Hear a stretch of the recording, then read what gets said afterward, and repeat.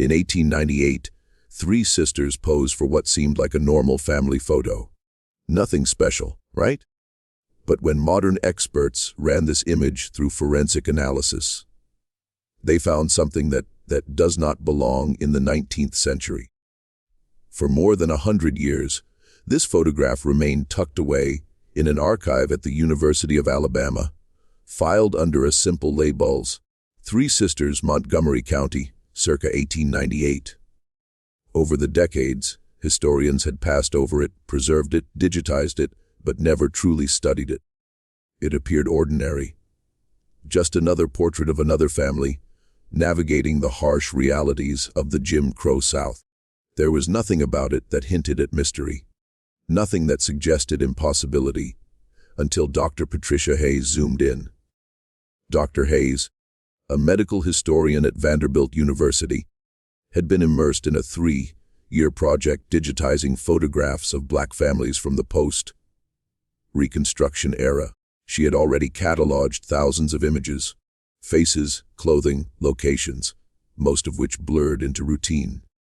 Then, one afternoon in March 2023, she opened the file containing the three sisters. She followed her usual process, checking image quality, adjusting resolution, verifying metadata. And then, something in the youngest sister's arms made her breath stop. The musculature was wrong. Not simply strong, but impossibly dense for a 16-year-old girl living in poverty in 1898.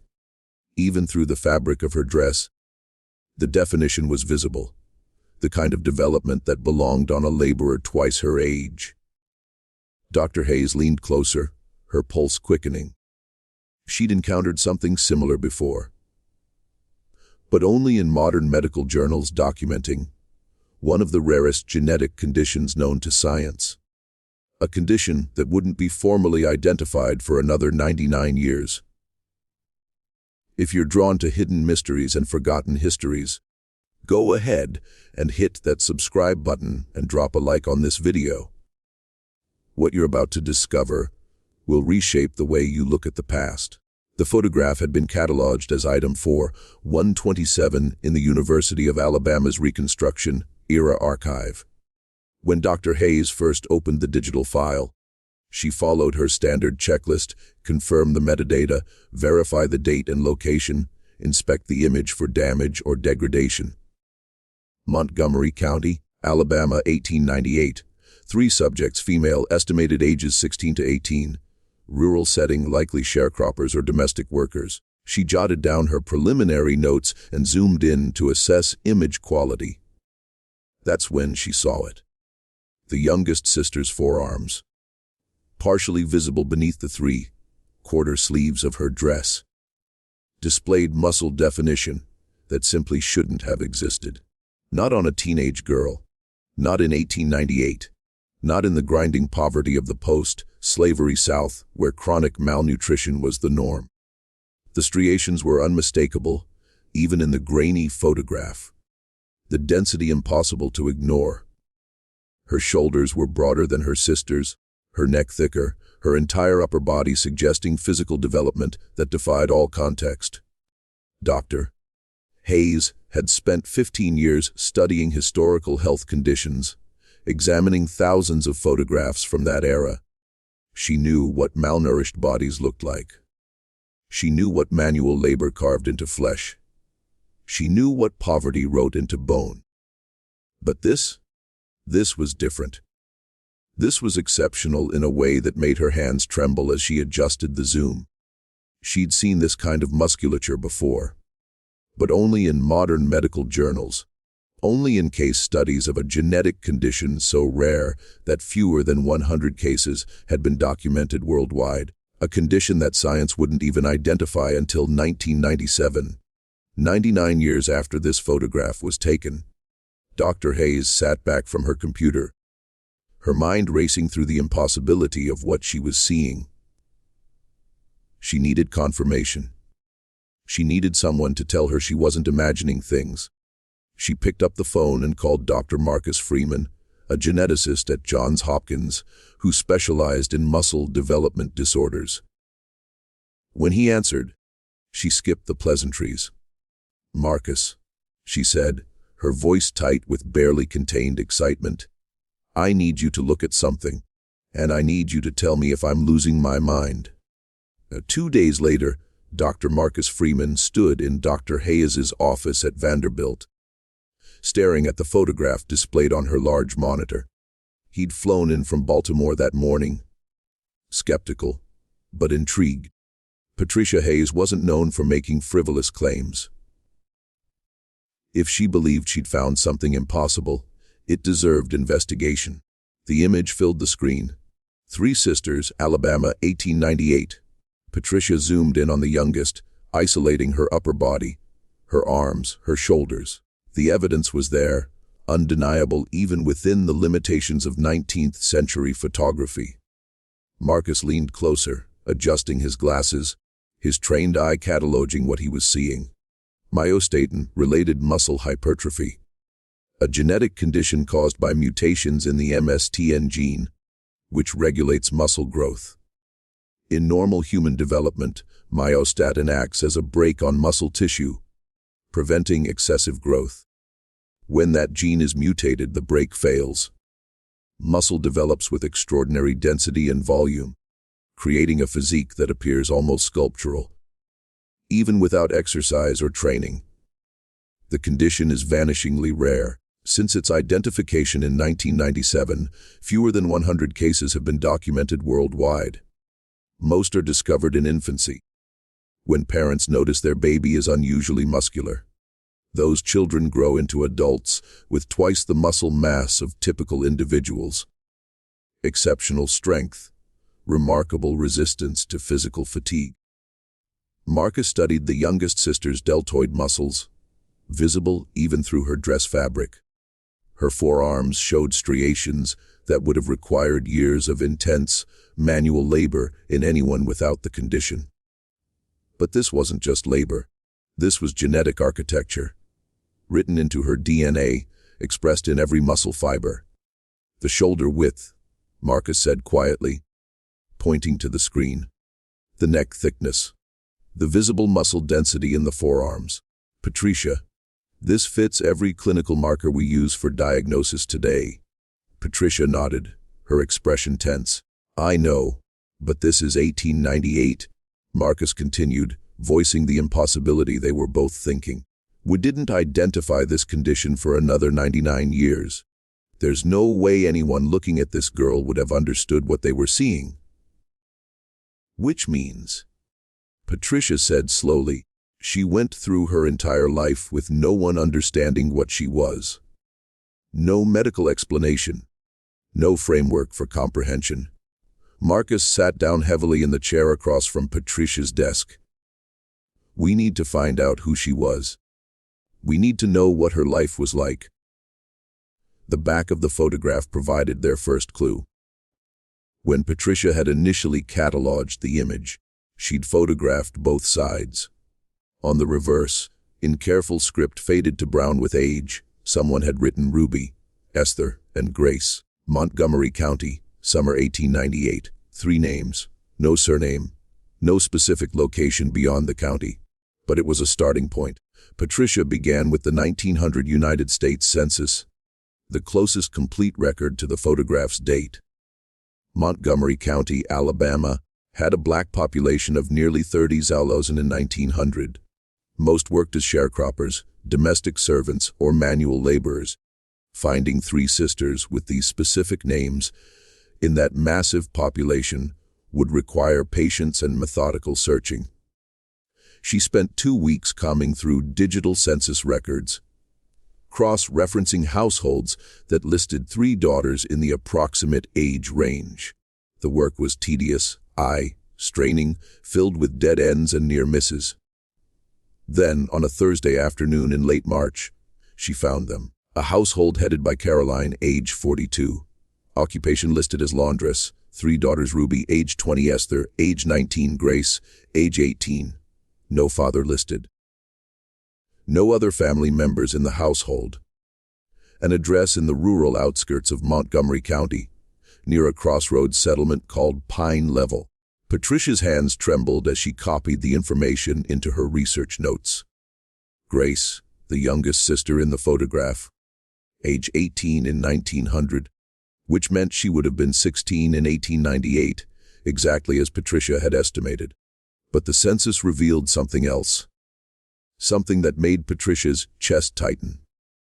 Caroline's occupation: laundress, one of the most brutal forms of labor available to black women in the post-Reconstruction South. Hauling water, heating it over open fires, scrubbing clothes by hand, wringing them dry with raw hands, hanging them in the brutal Alabama sun, then ironing them with heavy flat irons heated on wood stoves. It was work that destroyed women's bodies. Most laundresses didn't live past 50, their backs broken, their hands gnarled, their spirits crushed by relentless physical demands. Patricia thought about Grace, standing in that photograph with her impossible strength. In a family surviving on a laundress's income, a daughter who could lift twice what others could lift, who could work longer without tiring, who never seemed to wear down, such a daughter would have been invaluable. Such a daughter would have been exploited. Marcus began researching the physiological implications, while Patricia dug deeper into the historical record. They needed to understand not just what Grace's condition was, but what it would have meant for her in 1898, Alabama. Montgomery County in the late 19th century was a place of rigid hierarchies and brutal realities.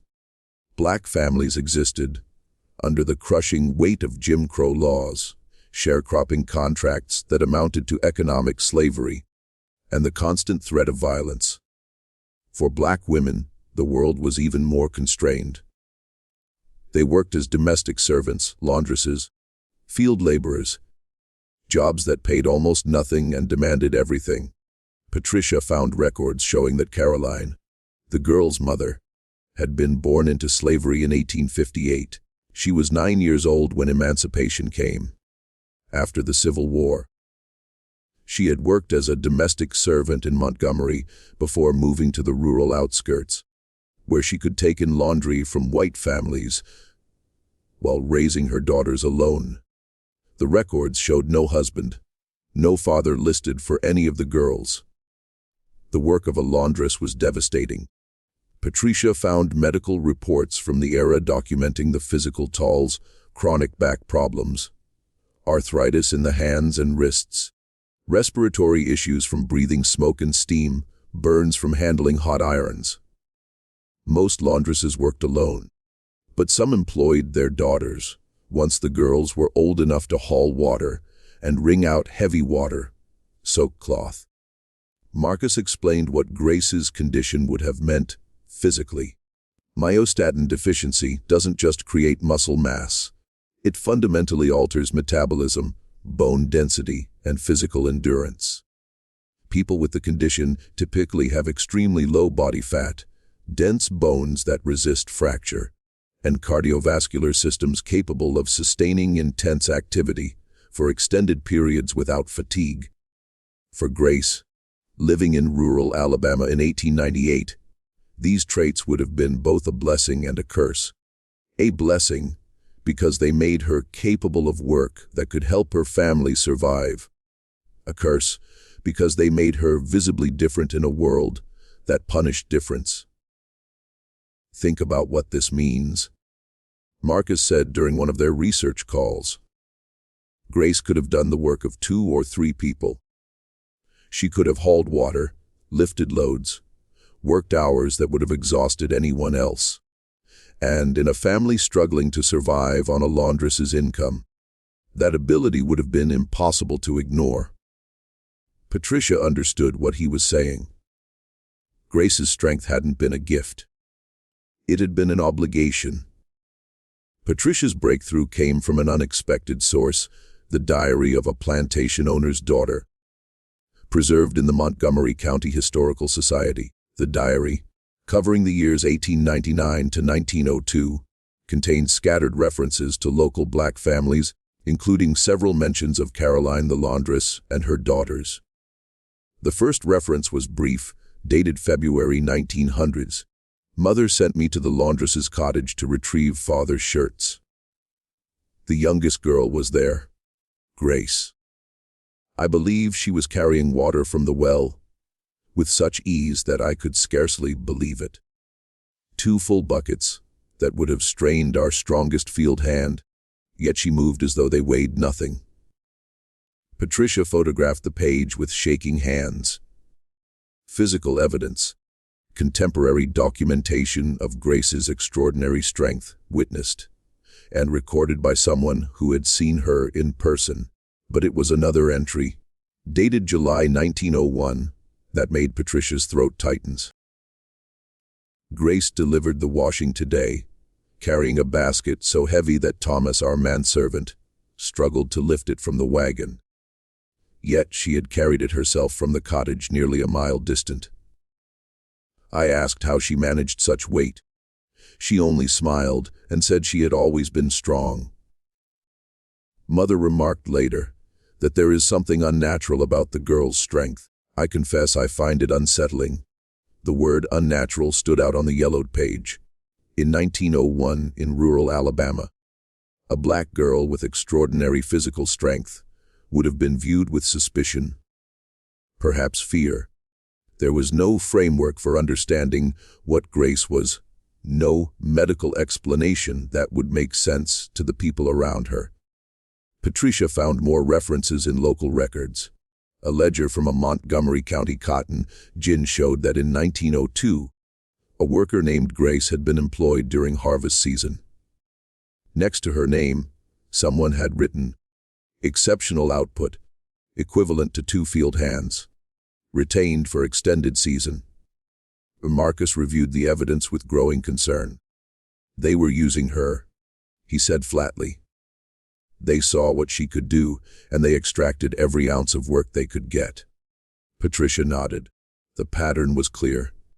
Grace's strength had been noticed, remarked upon, exploited, but never understood, never accommodated, never valued as anything more than a capacity for labor that could be wrung dry. The more evidence Patricia and Marcus uncovered, the clearer the picture became. Grace's strength had made her useful, but it had also isolated her. In a world where black women were already marginalized, being physically different added another layer of alienation. Patricia found a hospital admission record from 1904 at a charity clinic in Montgomery. The handwriting was barely legible, the paper water-stained, but the content was unmistakable. Patient Grace, age 22, laundress, admitted for treatment of severe lacerations to both hands sustained while operating laundry equipment. Patient reports working extended hours to support family. Physical examination reveals extraordinary muscle development in arms, shoulders, and back. Musculature appears almost masculine in density and definition. No signs of disease. Etiology unknown. Marcus examined a photograph of the admission record. The doctor had no framework for understanding what he was seeing. He notes that the musculature is unusual, but he can't explain it. This was 1904. Genetics barely existed as a science. The concept of genetic mutations affecting muscle development wouldn't be articulated for another 90 years. But what struck Patricia was the injury itself. Grace's hands had been severely lacerated while operating laundry equipment. Not because she was careless, but likely because she was applying force beyond what the equipment was designed to handle. Her strength had damaged the machinery, and the machinery had damaged her in return. Patricia found more evidence in county records. In 1906, Grace was listed as a worker at a lumber mill outside Montgomery. The notation in the employment ledger read, "Grace, exceptional strength, capable of handling logs that require 2 men. Paid standard wage, capable of doing the work of 2 men." Marcus observed, but paid the wage of 1 woman, and in 1906 Alabama, that woman's wage would have been a fraction of what a man earned. Patricia discovered that Grace had married in 1908. The marriage certificate listed her husband as Samuel, a sharecropper. But the 1910 census showed something that made Patricia pause. The household listed Grace and Samuel, but no children. The notation under children born was 0. The notation under children living was also 0. Marcus noted the significance immediately. Myostatin deficiency can sometimes affect fertility. Not always, but in some documented cases, yes.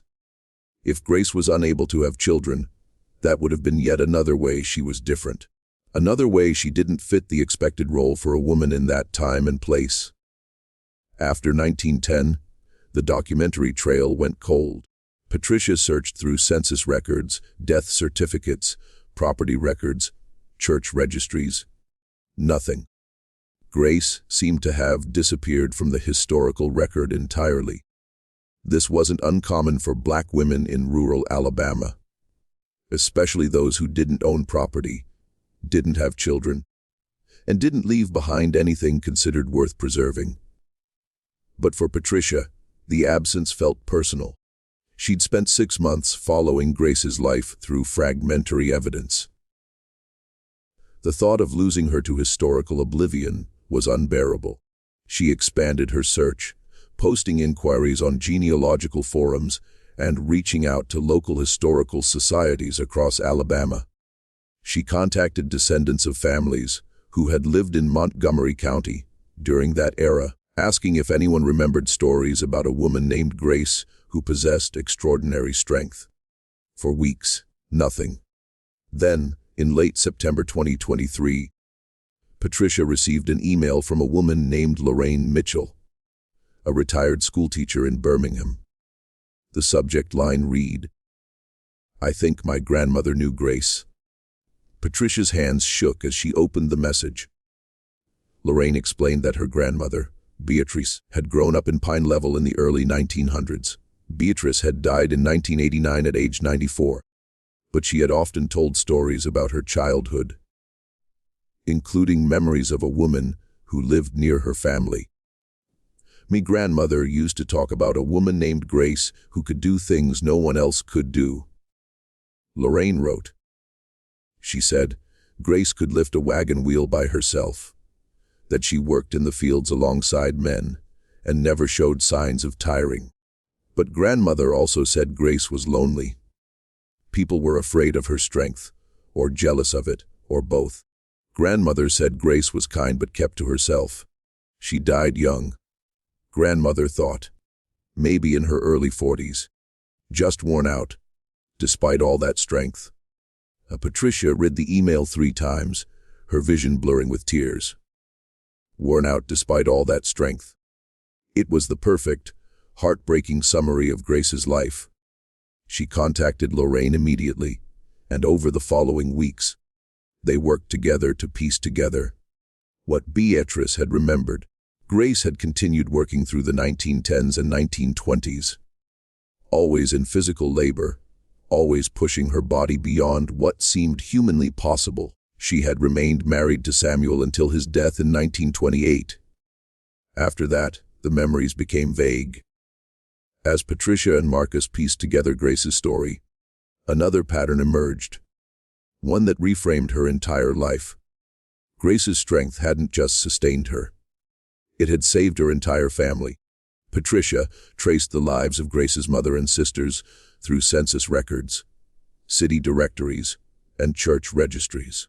Caroline, the mother, lived to age 68, extraordinarily old for a laundress in that era. Most women in her profession died by 50, their bodies broken by relentless physical labor. But Caroline had survived, and the records suggested why.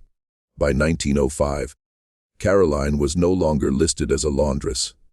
Her occupation had changed to keeping house, which typically meant she was retired or semi-retired. Patricia found property records showing that Caroline owned a small house where she lived, unusual for a black woman in rural Alabama at that time. Someone had helped her buy that house.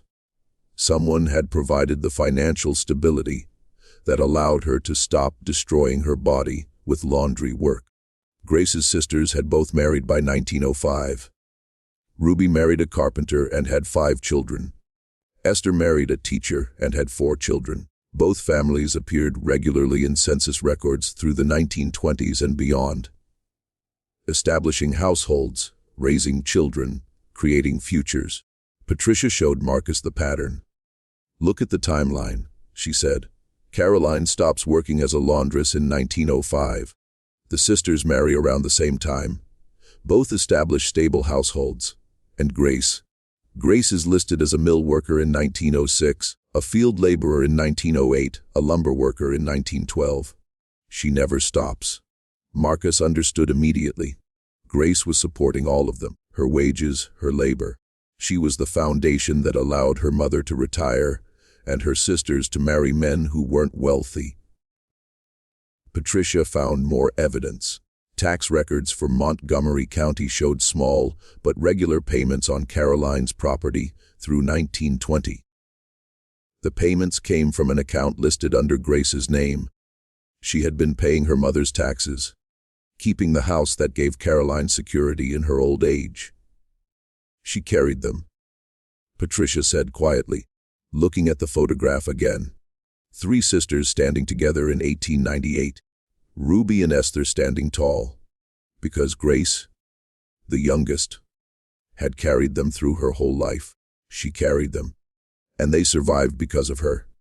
Dr. Hayes and Dr. Freeman published their findings in the Journal of Medical Genetics in late 2023. The paper, titled Historical Evidence of Myostatin, Related Muscle Hypertrophy in a Photograph from 1898, presented the photograph, the historical research, and the medical analysis that supported their conclusion. The paper made international headlines. Medical researchers were fascinated by the possibility of identifying genetic conditions in historical photographs. Historians were intrigued by the window into the lives of Black women in the post-Reconstruction South. Geneticists wanted to know if there were living descendants who might carry the same mutation. But for Patricia, the significance went deeper than academic recognition. Grace's photograph had been sitting in an archive for 125 years, overlooked and unremarkable. Now, people around the world were seeing her, truly seeing her, and understanding that her life had been extraordinary. Grace had lived in a time and place that gave her no recognition, no accommodation, no understanding of what her body was capable of or what it needed. She had been strong in a world that punished strength in Black women, that exploited their labor and gave nothing in return. She had carried burdens that would have broken others. And she had done it in silence, because that was what survival required.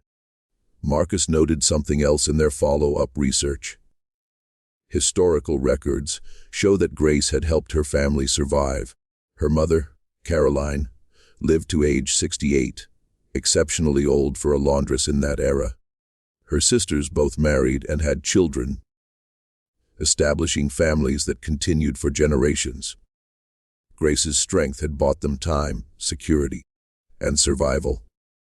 She was the reason they made it. Marcus said simply, "Without her, that family doesn't survive the turn of the century." She was their foundation. Patricia thought about that photograph again. 3 sisters standing in front of a White House in Alabama, 1898. Ruby and Esther standing tall, because Grace had carried them through. The revelation transformed how Patricia understood the photograph. It wasn't just 3 sisters posing for a portrait. It was a record of sacrifice, of extraordinary strength used not for personal gain, but for family survival. It was a testament to a young woman who carried the weight of an entire family on shoulders that were genetically designed to bear impossible loads. And it was proof that sometimes the most extraordinary stories hide in plain sight, waiting for someone to look closely enough to see them. The photograph of Ruby, Esther, and Grace now resides in the Smithsonian's National Museum of African American History and Culture. displayed as part of an exhibition on Black family life in the Post. Reconstruction South. But its label tells a different story than most archival photographs. It explains myostatin deficiency, describes Grace's likely experience, and honors her as one of the earliest documented cases of a genetic condition that science wouldn't identify for another century. Lorraine, the schoolteacher whose grandmother had known Grace, visited the exhibition in early 2024. She stood in front of the photograph for nearly an hour, studying the face of the youngest sister. Later, she told Patricia that seeing Grace honored in this way felt like closing a circle. My grandmother said Grace never complained, never talked about how hard her life was. Lorraine said, she just worked and helped and kept going.